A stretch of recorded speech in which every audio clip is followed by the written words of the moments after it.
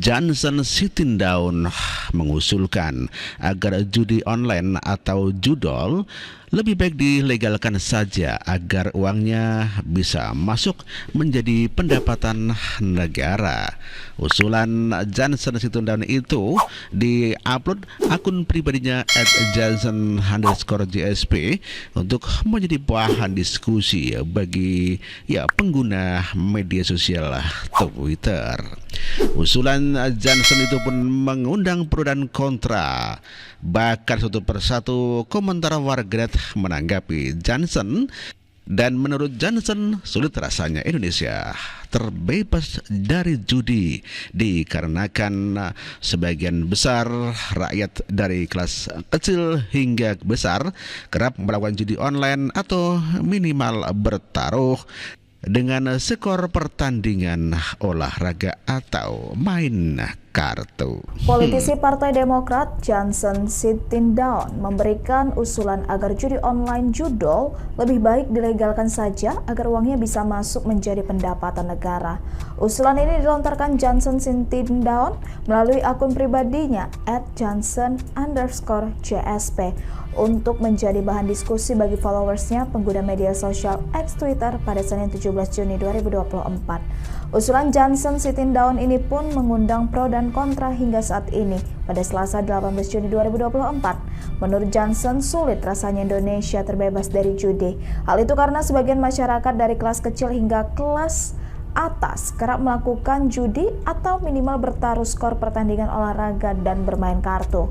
Di sisi lain, judi online juga membuat uang di dalam negeri harus lari ke luar negeri karena bentuknya digital. Oleh karena itu, menurut usulan Johnson, lebih baik diatur saja regulasinya agar uangnya bisa masuk menjadi pendapatan atau pemasukan baru untuk negara.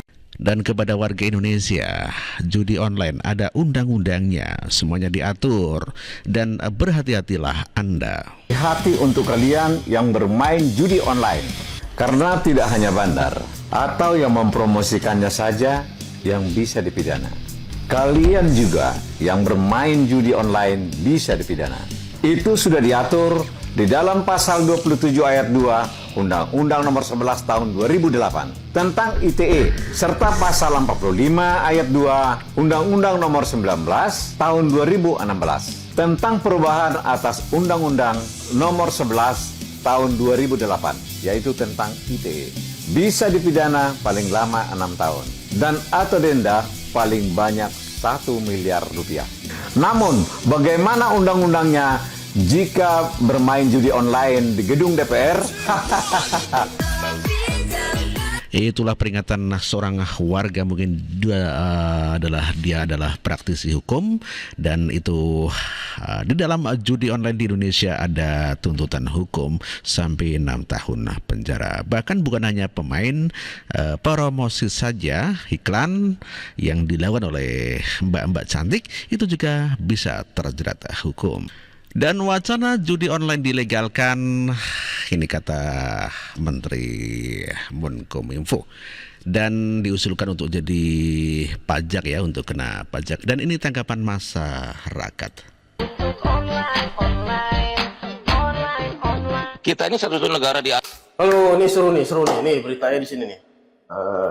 Jadi ada berita ya atau wacana katanya judi online ini dipajakin aja, lumayan toh untuk penerimaan negara kan.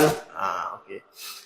Secara hukum kita sama-sama tahu judi darat maupun judi online itu diatur dalam Undang-Undang KUHP maupun Undang-Undang ITE. Judi darat diatur dalam pasal 303, judi online diatur dalam pasal 27 ITE, yang hukumannya bisa sampai 2 tahun penjara ya. Dalam hukum ada yang namanya kejahatan tanpa korban atau victimless crime. Ya, salah satunya apa? Perjudian. Sekarang pertanyaannya, setuju nggak kalian kira-kira kalau judi online ini dilegalkan atau diresmikan atau dibolehkan ya, dengan cara dipungut pajak sebesar-besarnya? Lumayan kan untuk penambahan keuangan negara toh, ya kan? Ya, hitung-hitung untuk bantu-bantu pembangunan IKN lah, ya enggak? Sama seperti rokok. Rokok aja, ya, Sudah jelas tulisannya di kotak rokok. Rokok membunuhmu, rokok dapat menyebabkan penyakit ini. Tapi pemerintah kita tetap memungut pajak dari cukai rokok tersebut dan dibolehkan masuk dan beredar di Indonesia. Padahal jelas-jelas rokok membunuhmu, ya. Yuk, sekali lagi, tanpa melihat dari sisi agama, menurut kalian kira-kira dengan kondisi Indonesia yang sekarang ini langkah tepat nggak jika judi ini dilegalkan? Ya, karena judi ini termasuk dalam salah satu tindak pidana tanpa adanya korban. Ayo, jawab di kolom komentar. Yuk. Ya, itulah Habibur Rahman yang sepakat dengan Menteri PMK tentang pemberian bansos untuk korban judi online.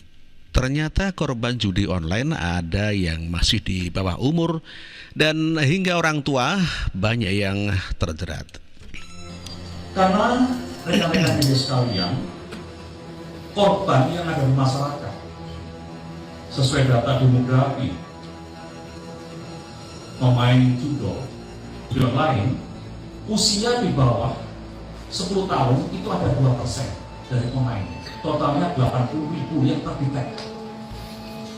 Kemudian usia antara 10 tahun sampai dengan 20 tahun itu ada 11% datanya, kurang lebih 440.000. Dan usia 21 sampai 20 tahun 13%, 520.000. Dan usia 30 sampai 50 tahun itu 40%, 1.640.000. Usia di atas 50 tahun itu 34%, itu jumlahnya 1.350.000. Ini rata-rata adalah kalangan menengah ke bawah yang jumlahnya 80% dari jumlah pemain 2,37. 80% ya. Dan klaster nominal transaksinya untuk menengah ke bawah itu antara 10 sampai dengan 100.000 rupiah. 10 sampai 100.000. Itulah korban-korban judi online yang korbannya masyarakat yang ya di bawah garis kemiskinan, orang-orang miskin 80% ya, dan korbannya adalah anak-anak, ada yang di bawah umur. Mereka juga ingin kaya ya dengan mengadu nasib melalui judi online dengan iming-iming uang yang sangat mudah. Dan yang dirugikan rakyat kecil. Tahun ini aja 4 orang bunuh diri akibat judi online. Ini peringatan, nanti seminggu lagi lihat aja ada langkah-langkah dramatis yang dilakukan. Kalau perlu ditangkap aja tuh bandar-bandarnya ya. Kutip kata Menkominfo, tangkap aja bandar-bandar judi online itu. Kami tadi baru selesai rapat internal mengenai Indonesia darurat judi online. Tadi peserta rapatnya Pak Ketua OJK, Kominfo, Pak Kapolri, Pak Jaksa Agung, Pak Menko Polhukam, Pak Hadi, Pak Sekap, Pak Seknek, dan Pak Presiden dan Pak Wakil Presiden. Begitu. Jadi keputusannya adalah dalam 1 minggu ini akan dirumuskan langkah-langkah pembentukan semacam task force terpadu untuk pemberantasan judi online. Oh bukan, ini lebih kementerian lembaga nanti semuanya. Jadi lebih holistik. Bapak Presiden menjelaskan di awal bahwa ada keluhan-keluhan dari masyarakat kecil main judi online lagi. Menurut kamu gimana? Udah masih banyak kan? Nah justru itu kita udah jelasin juga ini langkah-langkahnya, maka kita harus tegas. Ya, karena kamu juga masih bilang masih banyak, ya harus kita ya. Ya nanti apa dari mulai aparat penegak hukum, Kominfo, Pak OJK, karena urusannya rekening kan, keuangannya OJK, PPATK dan sebagainya itu. Nanti tunggu Pak Presiden, kan ya penegakan hukum juga yang penting. Pak, dari Kominfo sendiri, apakah selama ini tindakan seperti take down situs dan lain-lain itu belum efektif? Ya bukan nggak efektif, tugas Kominfo cuma take down doang. Duitnya di mana? Ya kan? Pak OJK bisa blokir tuh rekening. Tapi ngebuka rekeningnya atau membekukan rekening kan nggak bisa, mesti aparat penegak hukum, gitu loh. Jadi masih kerjanya tuh holistik gitu ya, komprehensif. Mbak, jelasin. Baik, saya menambahkan saja dari Pak Menkominfo tadi.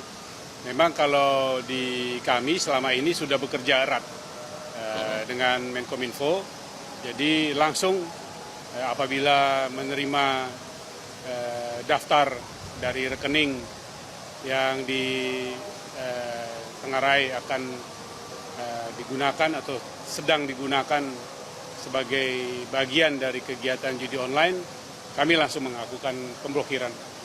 Dan jumlahnya dalam beberapa bulan ini sudah mencapai 5.000 rekening. Tapi bukan berarti hal itu tidak efektif.